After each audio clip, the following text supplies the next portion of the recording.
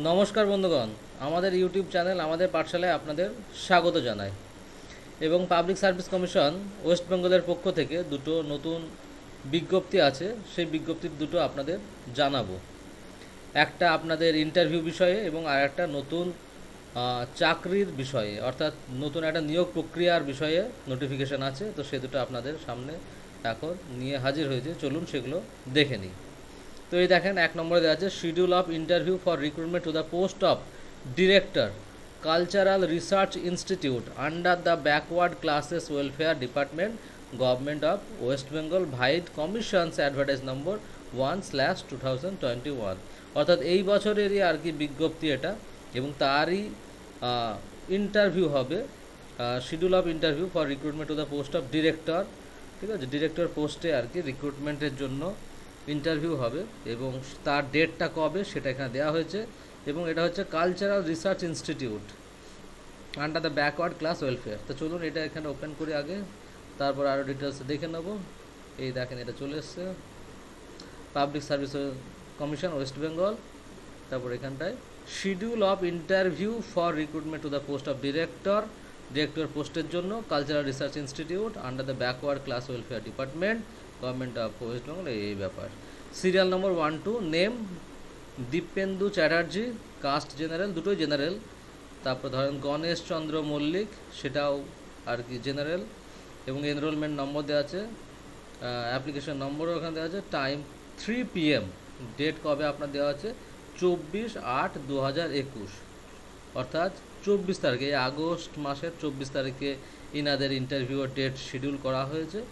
এবং ওনারা admit card admit card আর কি ডাউনলোড করতে পারবেন, ইন্টারভিউ কল লেটার, সেটা হচ্ছে 17 আগস্ট 2021 থেকে। তো এটা একটা ছিল, আর একটা আছে ওইদিকে আপনাদের দেখাচ্ছি। দ্বিতীয় নোটিফিকেশনটা আমরা এবার দেখে নেব, সেটা হলো এখানটায়। এই দেখেন, advertise number 09/2021, advertisement for recruitment to the post of deputy director পোস্টের জন্য আর কি বিজ্ঞপ্তি দেওয়া হয়েছে। Of technical education and training under technical education training and skill development government of West Bengal. তো চলুন এটা দেখে নিই। এই দেখেন, এটা চলে এসছে। Online applications are hereby invited from Indian citizens and others declared eligible by Government of India for recruitment to the under mentioned post which is temporary but likely to be permanent। অর্থাৎ এই পোস্টটা এখন temporary, কিন্তু in future এটা permanent হয়ে যাবে। তো সেই পোস্টের জন্য আর কি অনলাইনে অ্যাপ্লিকেশান ইনভাইট করা হচ্ছে বা চাওয়া হচ্ছে, এবং ভারতীয় সিটিজেনদের কাছ থেকে। বিশেষ তথ্য সেটা কী আছে, ability to read, right and speak in Bengali is an essential requirement. অর্থাৎ বাংলাতে আপনাকে লিখতে, পড়তে এবং বলতে জানতে হবে, এটা একটা বিশেষ যোগ্যতা এর জন্য দরকার। But such knowledge is not mandatory for candidates whose mother tongue is Nepali. কিন্তু যাদের মাতৃভাষা নেপালি তাদের ক্ষেত্রে এটা কিন্তু ম্যান্ডেটরি, অর্থাৎ মাস্ট নয়। আনলেস স্পেসিফিক্যালি মেনশন, যদি এটা বিশেষভাবে উল্লেখ না করে থাকে। Such ability will be tested at the time of interview, এবং এই ধরনের সক্ষমতা বা যোগ্যতাটা বিচার করা হবে কোন সময়, ইন্টারভিউয়ের সময়। Name of the post, service cadre, deputy director of technical education and training West Bengal general services department technical education training and skill development government of West Bengal, directorate technical education and training West Bengal. Pay 15,600 থেকে 42,000, pay band 4A plus grade pay of ₹6,600 unrevised. Vacancies 2 post, দুটো post আছে। এবং reservation এসসিতে কিছু নেই, এসটিতে একটা আছে। হ্যাঁ, OBC A non creamy layer, OBC B non creamy layer, PD এগুলোতে কোনো কিছু নেই। Qualification essential, a bachelor's degree with first class or 60% mark or B+ in the aggregate or a postgraduate degree in any branch of engineering, technology or equivalent qualification from a recognized university or institute। অর্থাৎ আপনাকে bachelor ডিগ্রির ক্ষেত্রে 60% marks থাকতে হবে, অথবা B+ in the aggregate, অথবা টোটালে আপনার B+ হতে হবে, এবং কোনো ইঞ্জিনিয়ারিং কলেজ থেকে আপনার অথবা তার উপযুক্ত সমতুল্য কোনো ইকুইভ্যালেন্ট কোয়ালিফিকেশন থাকতে হবে, এবং সেটা একটা রিকগনাইজড ইউনিভার্সিটি বা ইনস্টিটিউট থেকে হতে হবে, অর্থাৎ স্বীকৃত কোনো ইউনিভার্সিটি বা ইনস্টিটিউট থেকে।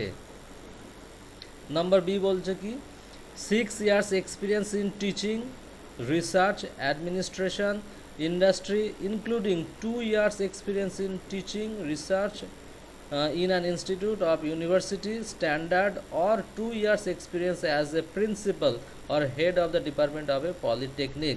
অর্থাৎ এই সব বিষয়ে আপনার কিন্তু একটা এক্সপিরিয়েন্সের দরকার। এটা 6 বছরের 2 বছরের 2 বছরের বিভিন্ন ক্ষেত্রে এগুলো বলা হয়েছে, এইগুলো একটু দেখে নেবেন। Desirable A degree or diploma or some exposure in management science, B experience in administration of technical education, C knowledge of Bengali spoken and written, experience on computer programming or data processing, or membership of a professional institution। এই ধরনের আপনার যোগ্যতাগুলো কিন্তু এক্ষেত্রে আকাঙ্ক্ষিত বা এগুলো দরকার, তো এগুলো দেখে নেবেন। Not more than 40 years on 1/1/2021, অর্থাৎ 40 বছরের বেশি নয়, এবং সেটা হবে এই 1/1/2021 হিসেবে। Relaxable for otherwise well qualified and experienced candidates and for persons holding substantive appointment under the government of West Bengal, অথবা যাদের এজ রিল্যাক্সেবল আছে সেক্ষেত্রে তাদের দেওয়া হবে well qualified and experience candidate, সেই সঙ্গে যারা যথাযথ উপযুক্ত এবং এক্সপিরিয়েন্স ক্যান্ডিডেট আছেন তাদের ক্ষেত্রেও বিষয়টা ভেবে দেখা হবে। তারপরে দেখেন ফি, এই ফর্ম ফিল আপের জন্য আপনার 210 টাকা লাগবে, সেটা দিয়ে আপনি ফর্মটা ফিল আপ করতে পারবেন। এখানে পেমেন্টের বিষয়ে আরও কিছু বলা আছে, এগুলো দেখে নেবেন। আর এখানে একটা বলা আছে SC/ST ক্যান্ডিডেট আছেন যারা, আবার সেই সঙ্গে যারা PWD অর্থাৎ পারসনস উইথ ডিসেবিলিটি আছেন তাদের ক্ষেত্রে কোনো, এবং সেটা কি 40% অ্যাভাব হতে হবে, সেই ক্ষেত্রে আপনার ফিটা মুকুব হবে, অর্থাৎ ফি দিতে হবে না। BC candidates of West Bengal are however required to pay usual fee as aforesaid, কিন্তু BC ক্যান্ডিডেট যারা আছেন তাদের ক্ষেত্রে ফিটা দিতে হবে, এবং যেমনটা বলা হয়েছে সেই ফি দিতে হবে। No exemptions of fee is available to SC/ST candidates of other states, ঠিক আছে, অন্যান্য স্টেটের যারা আবার SC/ST ক্যান্ডিডেট আছেন তাদের ক্ষেত্রে কিন্তু আবার ফি দিতে হবে, তাদের ক্ষেত্রে ফি মুকুব হবে না। নো claim for refund of the fee will be entertain nor will it be held in reserve for any other examination, ঠিক আছে, অর্থাৎ কোনো রকম টাকা ফেরত দেওয়া হবে না এই ফর্মটা ফিল আপ করার পরে, বা সেই টাকাটা আপনি চাইলে অন্য কোনো এক্সামের ক্ষেত্রেও সেটা গ্রহণযোগ্য হবে না। এবং কবে থেকে দেখেন ফর্মটা ফিল আপের ব্যাপার শুরু হচ্ছে, commencement of online application the 12th August 2021, অর্থাৎ আগামীকাল থেকেই আর কি অ্যাপ্লিকেশন করা যাবে, এবং closing date for receipt of online application the 1st September, এবং 1st September হচ্ছে এই ফর্ম ফিল আপের ডেট ক্লোজ হবে। Last date of payment of fees 1st September 2021, last date payment fee payment করার। Last date for payment of fees offline in branches of UBI ব্রাঞ্চেসের ক্ষেত্রে 2nd September, এবং last date for generation of payment challans by branches for UBI the 1st September 2021। Information: submission of more than one application for one particular post is strictly forbidden, অর্থাৎ একটা পোস্টের জন্য একটাই application করবেন, তার বেশি নয়। The candidature of a candidate who submits more than one application for admission to the selection procedure will be cancelled even if she is admitted to the same, অর্থাৎ একের বেশি অ্যাপ্লিকেশন করলে তিনি তার ক্যান্ডিডেচার অর্থাৎ তার ইয়েটা বাতিল হয়ে যাবে, তার ফর্মটা বাতিল হয়ে যাবে, এবং তিনি এই পরীক্ষা থেকে বাতিল হয়ে যাবেন।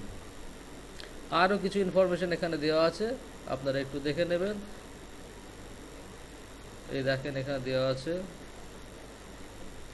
এগুলো কিছু ইনফরমেশন এখানে দেওয়া আছে। গুরুত্বপূর্ণ যা ইনফরমেশন ছিল আপনাদের মোটামুটি বলে দিলাম, সেগুলো একটু দেখে নেবেন।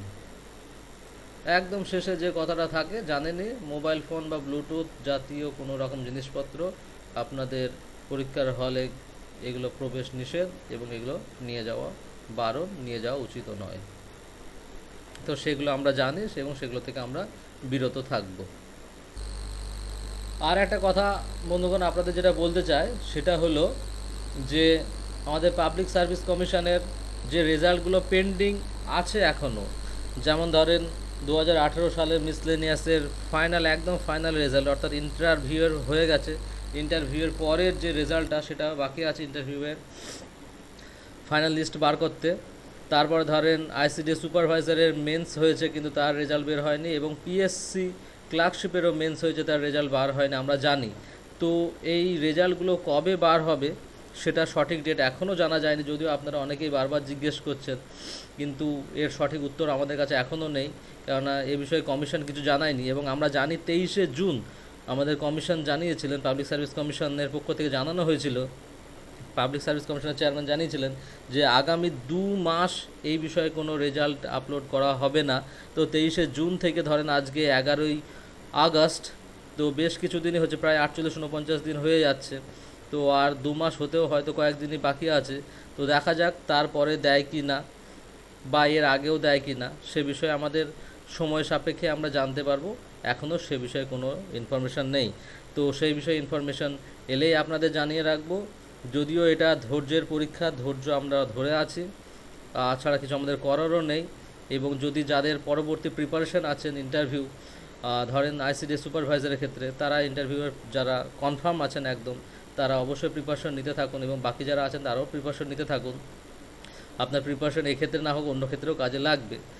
তো আরও কিছুদিন অপেক্ষা করুন, তাছাড়া কিছু বলারও নেই, কিছু করারও নেই। যদিও এটা সত্যি খুব কষ্টকর ব্যাপার, খুবই একটা কী বলবো আর কি, অপেক্ষায় থাকা রেজাল্টের, এটা সত্যি একটা, অনেক চাকরি প্রার্থী আছেন ভাই বোনেরা যাদের হয়তো বয়সও শেষের দিকে। তো যাই হোক, আশা করি খুব শীঘ্রই রেজাল্ট বেরোবে এবং আমরা আমাদের যে রেজাল্টের অপেক্ষায় আছে সেগুলো পেয়ে যাব। তো বন্ধুগণ, পরবর্তী আবার কোনো নোটিফিকেশন এলে আপনাদের জানিয়ে দেবো। ভালো থাকুন, সুস্থ থাকুন।